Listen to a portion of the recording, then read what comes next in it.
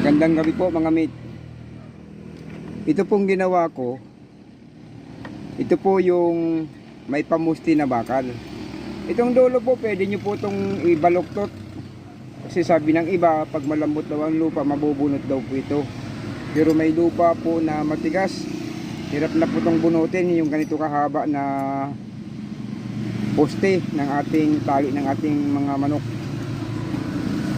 Ngayon, para makasiguro po tayo mga mate na hindi mabubunot, pwede nyo po itong baluktutin, din lagay nyo po ng simento, yung parang style po muhon, yung ibinabaw sa lupa para mas lalong matibay.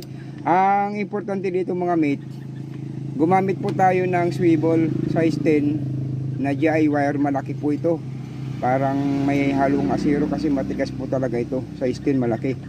Ngayon kailangan po meron po kayong hulmahan na ganito. Ayan po ang hulma ko, makapal. Ang ikinaganda po mga mate, kapag gumamit po tayo ng swivel sa poste ng ating mga tali ng ating mga alagang manok, ito po ay nagpe-play. Ayan po, nagpe-play siya, umiikot sa bawat galaw po ng manok.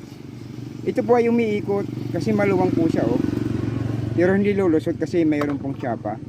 And then mga mate, meron bukod po sa poste na may swivel, dalawa po yung magpe-play.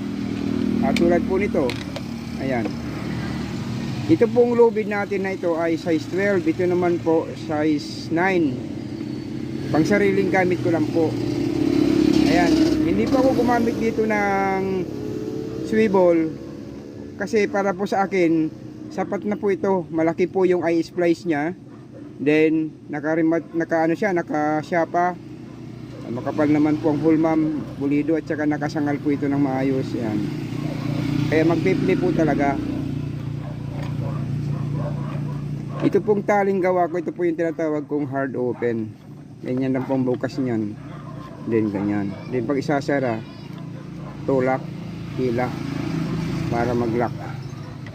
Pero pang sariling gamit ko ito mga mate, para sa aking mga alaga din. Ngayon, ang importante po dito mga mate, para po maging matibay at tumagal po ang serbisyo ng ating tali, ng ating mga alagang panabong, mas maganda po yung ganito mga mate. Gumamit po tayo ng swivel. Ito po ay kung magugustuhan nyo po. Okay, yan, i-share ko lang po sa inyo mga mate. Kasi ang ginagawa ko pong tali, kahit na gawang atin lang po dito sa Pinas, ay gusto ko po na matibay.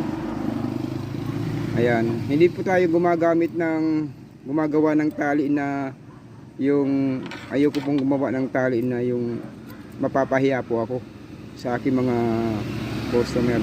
Ayan po. Pag ibabaw nyo po ito mga mate, itong poste, kailangan ganyan mate. Ayan.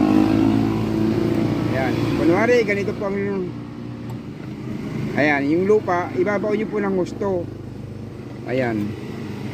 Ganyan po. Ayan. Ibabaw nyo ng gusto sa lupa yung pamuste.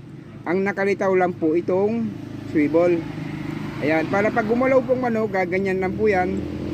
Sa bawat galaw po ng manok, ito po ay umiikot lang.